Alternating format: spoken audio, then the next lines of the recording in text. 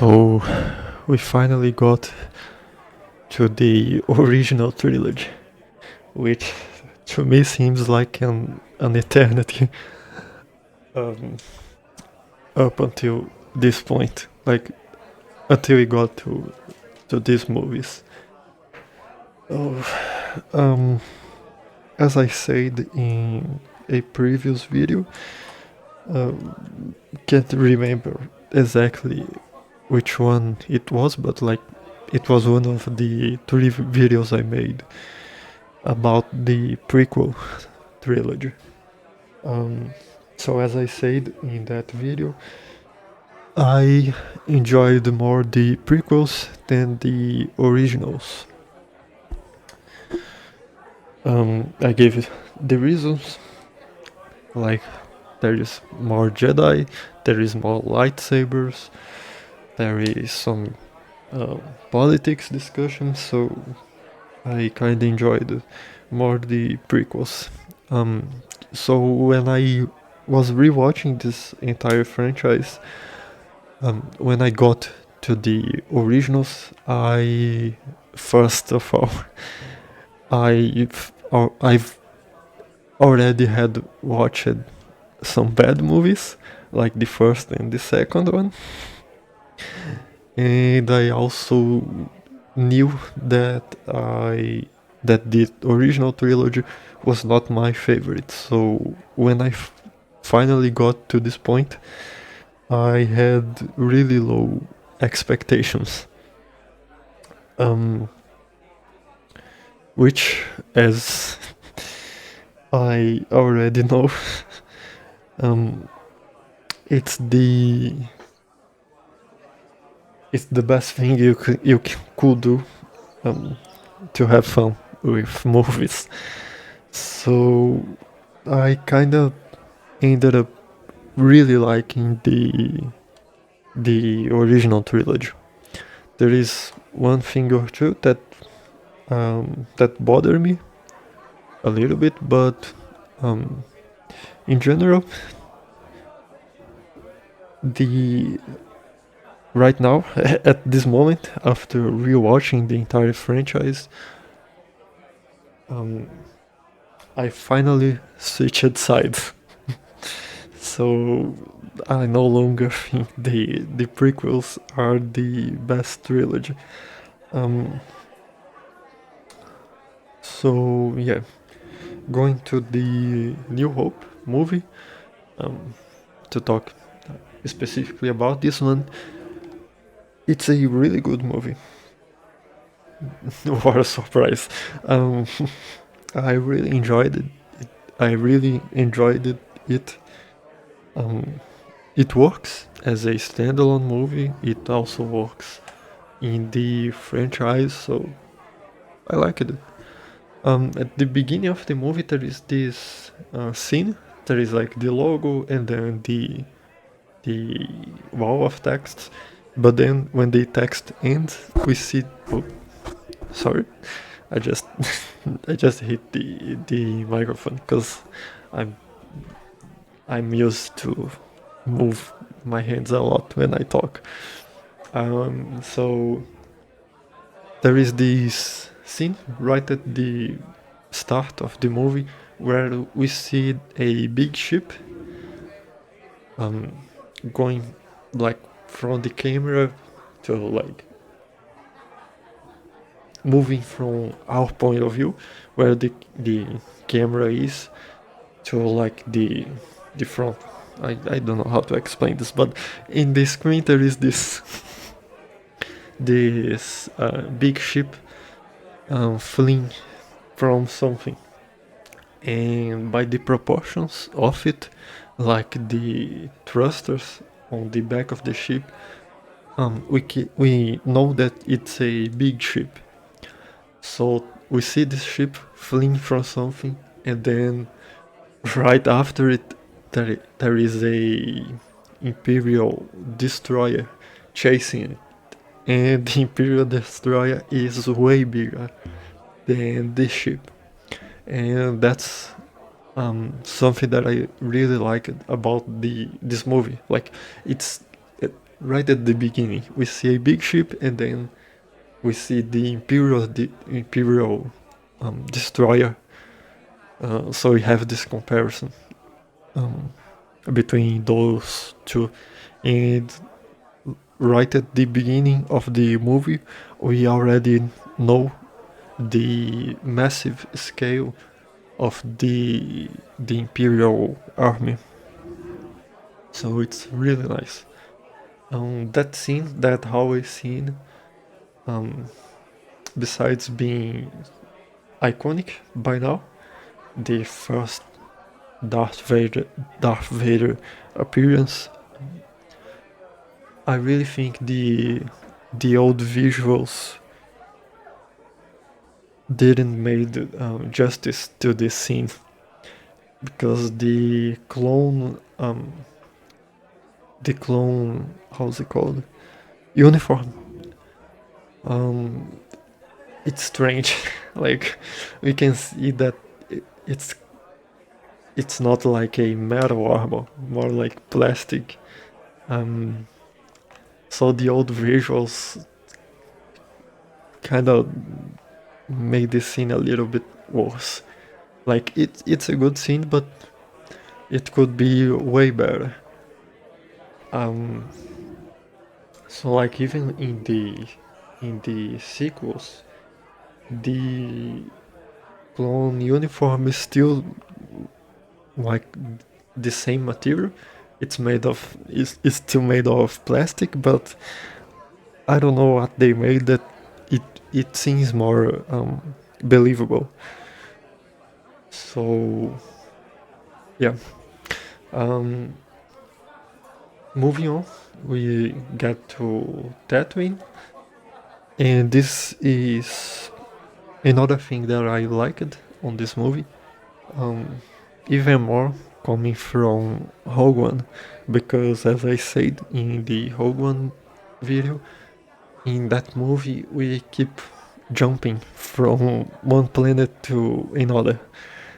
So like, there is 2 minutes of scene in one planet, and then they cut it and show other characters in another place, and then 2 minutes after they cut it again. And they do that a lot in the Rogue One movie, which does not happen in this one.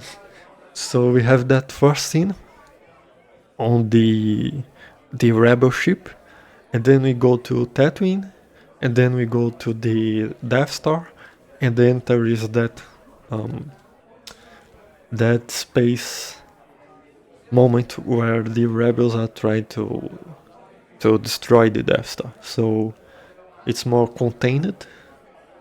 I think that's the word I wanted. The story like the story takes place in just a few places, and they don't jump around too much. There is still one or two moments where we stop seeing what the main cast is doing, and they show us like a meeting in the Death Star.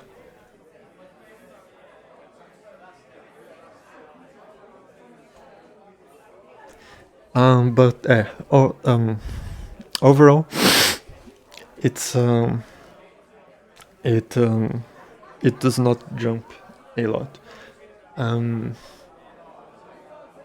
Sorry for that loud sound.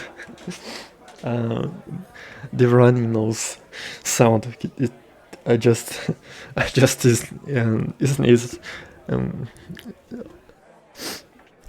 Thankfully, I was quick enough to mute the the audio. So in Tatooine, um, nothing much happens up to the point that we meet Solo, but I have some things I would like to point out. So the first time we see Luke, I just couldn't stop thinking about the singing prince on Monty Python. Um, search for the Holy Grail. So in that movie, there is this scene where a prince is trapped in a tower, and the joke is that the prince wants to see the world. He does not want to stay trapped in that tower for his whole life, and he wants to escape. And every time he have a chance, he tries to sing a song, but someone always interrupts him, and that's the joke of that sketch. So so Luke in his first appearance really made me remember of that prince, because if I remember correct, both are blonde. They have kind of the same haircut, and they both of them wear white clothes, like full white clothes.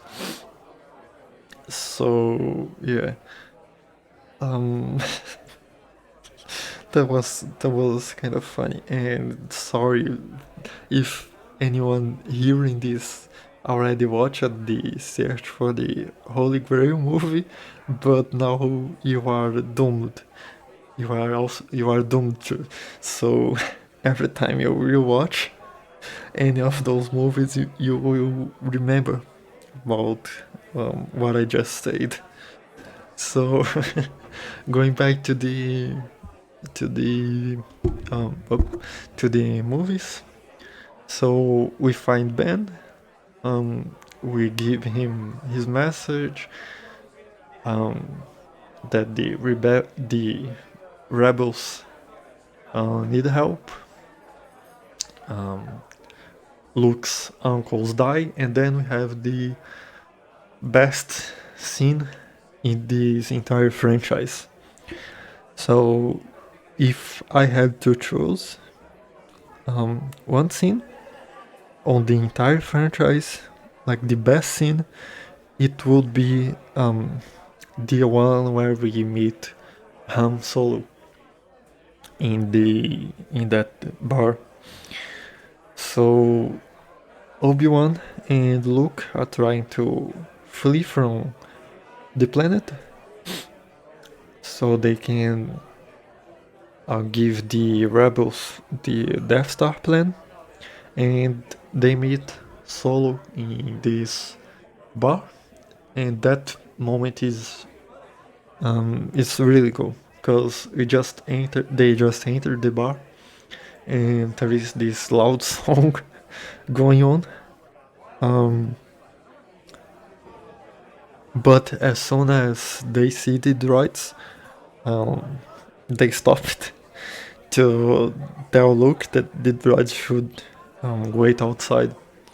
And like there is this little details that I really like it, like the owner of the bar telling that they don't serve droids in there. So going forward a little bit, they find Solo. The negotiations are really nice. Like Obi-Wan, Solo asking for a price, and then Obi-Wan offering to give more money. Like Solo asks for, I don't remember the values right now, but it's like Solo asks for 5,000 up front and 5,000 when they got to their final destination. And then Obi-Wan gives another offer for 2,000 up front and like 10,000 when they finally get to their destination. And that is another little detail that I really enjoyed because it shows that first they are broke right now and they are relying on the rebels' money because I don't think they paid the rest of the money to Solo. I really think the ones that paid him was the rebels. So first it shows that they are broke, and it also shows that um, they are fleeing from a big threat, which is the Empire. So they don't want to risk their money um, without having the what's it called?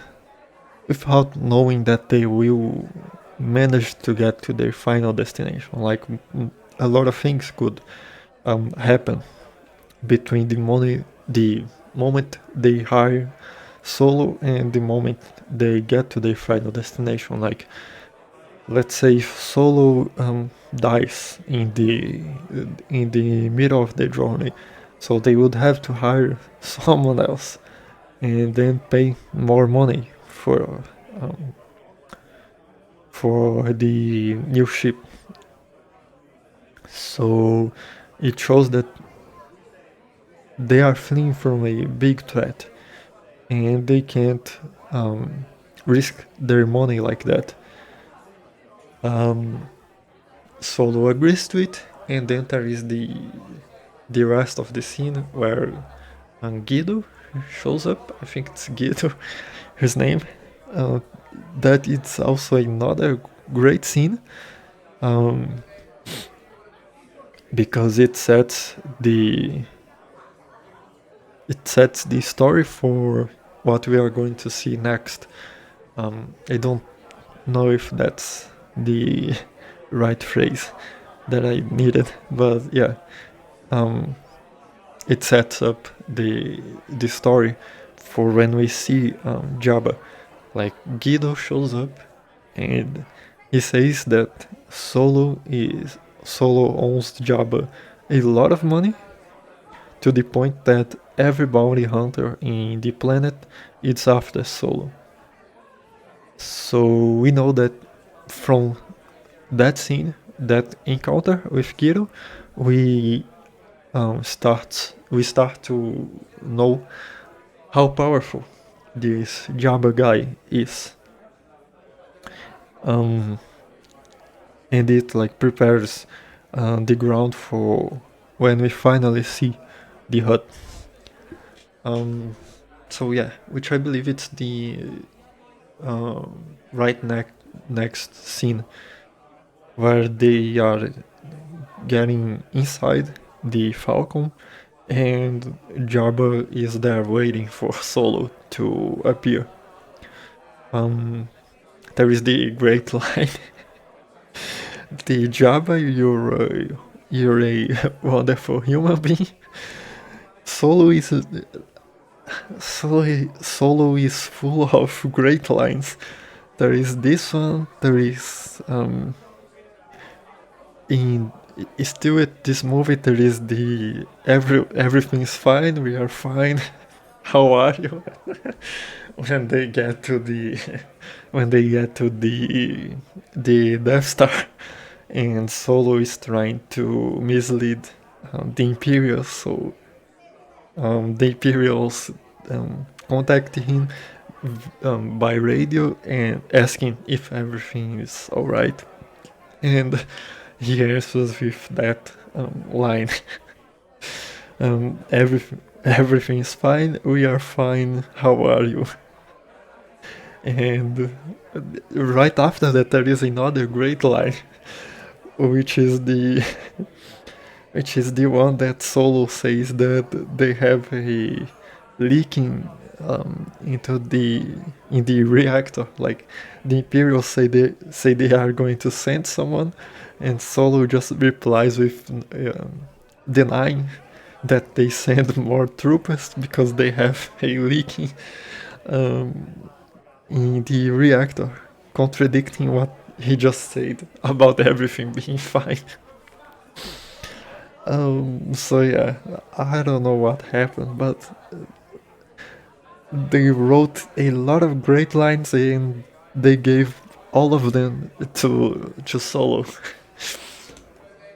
So there is this scene where we finally see Jabba, that strange but wonderful human being. um, oh, there is also the, how could I have forgotten about the piece of junk? About the piece of junk line. Um, they get they get found by the Imperials but manage to escape, and then we get to the Death Star moment. The Imperials capture the Falcon, and this scene on the Death Star is also one of my favorite ones because, as the title says, the helmet stays on. So everyone's trapped inside the Falcon. They manage to lure some of the guards to inside the ship, and um, they KO the guards and take out their uniforms. And they leave the ship and they keep the helmets. They stay with helmets up until the point where they are in a safe spot. So first they get to that, I don't know what exactly that room is, so I'll call it the communication room.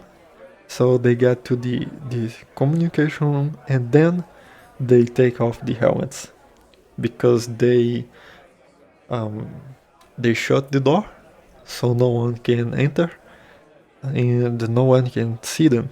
So in only that moment they take off their helmets from the stormtroopers uniform that they got, um, which is something quite hard to see in modern movies. Like if you go to superhero movies, um, Captain Captain America will remove his helmet at every chance he have, and the same goes to like every superhero that wears a helmet, like Black Panther, Iron Man. They all remove their helmets, but we don't even need to go that far, like into superhero movies, because in Rogue One that also kinda happens. Not as much as in the movies, like the superhero movies, but still, we still have like the cast removing parts of their helmets to show the actor's face, and this does not happen in here. So after they get to the communications room, they discover that Leia is in here, so they go after her. And again, they put the helmets on, and they only remove them when they get to the cells block. That's and then they remove the helmets and they don't put them back on again, because at that moment they already blow the covers. We have that awesome line that I talked about earlier. Everything's fine, we're fine. How about you? They find Leia. There is the trash scene, which is kind of cool because Luke's trying to contact R2 to help them to like stop the walls from squishing them, but R2 is in a delicate situation because there is imperial soldiers around him, and that's kind of nice because adds a little bit of um, it adds like a problem because the main cast is almost dying and they need to contact R2, but if they do that, R2 will be in trouble because of the Imperial soldiers around him. And they repeated that in the prequels too. Um, I think it's on the third movie that Obi-Wan or Anakin, I don't really remember which one it is, that tries to contact R2 so the droid can stop elevator, but there is Imperial droids near R2, so they end up listening to what the Jedi are saying. So there is the trash compactor scene. They flee from the